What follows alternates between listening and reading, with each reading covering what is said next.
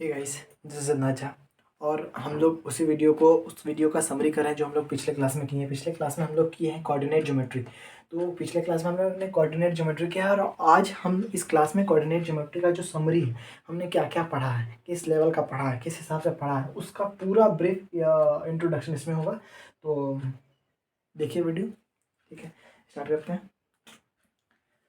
सबसे पहले हमको बता रहा है to locate the point of position of an object और a point in a plane we require two perpendicular lines. इसका मतलब क्या है? अगर हमको किसी भी पोजीशन पे कोई एक पॉइंट लोकेट करना है, जैसे लाइक जैसे हम पिछले क्लास में किए थे कि हमारे पास ये दो प्लेन है, इस पे ये दो लाइन्स है, इन लाइन के बीच में हमको पॉइंट लोकेट करना है, तो हमको दो चीज़ की जरूरत पड़ेगी, दो परपेंडिकुलर लाइन की। ठीक है, ये इसके लिए परपेंडिकुलर, ये इसके लिए परपेंडिकुलर, दो परपेंडिकुलर लाइन हो गया, एक हॉरिजॉन्टल और एक वर्टिकल। एक वर्टिकल है और एक हॉरिजॉन्टल है। ठीक है, दोनों लाइन्स हमारा हो गया, एक वर्टिकल लाइन से हमारा, एक हॉरिजॉन्टल लाइन ऐसे हमारा ये हमारा। ठीक है, the plane is called Cartesian और the coordinate plane and the lines are called the coordinate axis. ये दोनों जो लाइंस हैं ये हमारे, ये तो जो लाइंस है ये हमारे कोऑर्डिनेट एक्सिस है, और जो ये प्लेन है ये हमारा एक कार्टेशियन प्लेन है, इसका नाम कार्टेशियन प्लेन है। ठीक है, ये हो गया हमारा। Horizontal lines is called x axis and the vertical lines is called y axis. हमने पिछले क्लास में देखा था हॉरिजॉन्टल लाइन को क्या कहते हैं हम लोग, एक्स एक्सिस, और वर्टिकल लाइन को कहते हैं हम लोग वाई एक्सिस।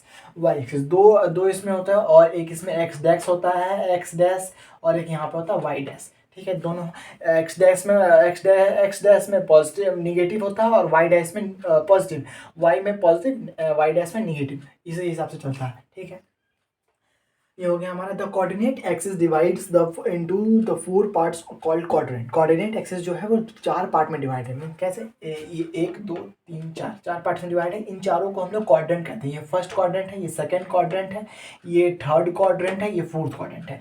यहाँ पे सारे पॉजिटिव होते हैं, हम लोगों ने पिछले पढ़ा था। यहाँ पे ये निगेटिव, एक्स नेगेटिव होता है, नेगेटिव पॉजिटिव होता है। यहाँ पर एक्स वाई दोनों नेगेटिव नेगेटिव होता है, और यहाँ पे एक्स पॉजिटिव होता है और वाई नेगेटिव होता है। इस हिसाब से हमारा चार क्वाड्रेंट है। ठीक है, सेकेंड क्या है? The point of intersection of the axis is called origin. ये जो दो पॉइंट एक दूसरे से इंटरसेक्ट किए हैं, ये दोनों पॉइंट एक दूसरे पे यहाँ पे जो इंटरसेक्ट है, यहाँ का जो पॉइंट है इसको ओरिजिन कहेंगे। यहाँ के जो पॉइंट होंगे यहाँ इसको 0,0 हम लोग कहेंगे, ये हमारा ओरिजिन है। ठीक है, तो इतना आप चाहो तो नोट कर सकते हैं, ये आपके एनसीईआरटी बुक में समरी में भी दिया होगा ये सब, तो आप वहाँ से नोट कर लीजिए, चाहे यहाँ से भी नोट कर लीजिए। तब तक हम लोग आगे बढ़ते हैं। तो चलिए, ये पॉइंट है। The distance of a point from the Y axis is called X coordinate और abscissa, and the distance of a point from the X axis is called Y coordinate, is called its Y coordinate and ordinate. अगर कहीं पे दिया हुआ कि अगर इस चीज़ का एब्सिसा ये है, ऑर्डिनेट ये है, तो ये मत समझिए कि हमको पॉइंट नहीं दिया हुआ है तो कैसे करेंगे। तो यहाँ पे आपको पहले बता दिया कि अगर distance from a y-axis distance of a point from the y-axis is called its x coordinate। अगर y-axis से कोई एक पॉइंट डिस्टेंस पे है तो उसको हम लोग x कोऑर्डिनेट कहते हैं, उसका x कोऑर्डिनेट और एब्सिसा।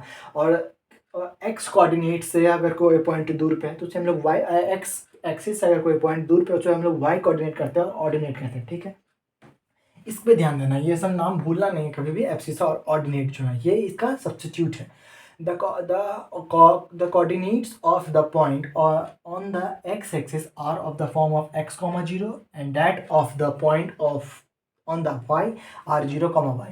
तो जो x एक्सिस पे जैसे हमारा सिर्फ अगर ये हमारा प्लेन है और हमारा सिर्फ अगर x एक्सिस पे ही अगर पॉइंट है तो यहाँ पे पॉइंट क्या होगा, ये पॉइंट का जो भी होगा, सपोज a 0, तो ये हमारा x एक्सिस का पॉइंट हो जाएगा। और y एक्सिस पे अगर कोई ऐसे पॉइंट हो और x एक्सिस पे ना हो तो हमारा क्या हो जाएगा, इसको b मान लो तो b, 0।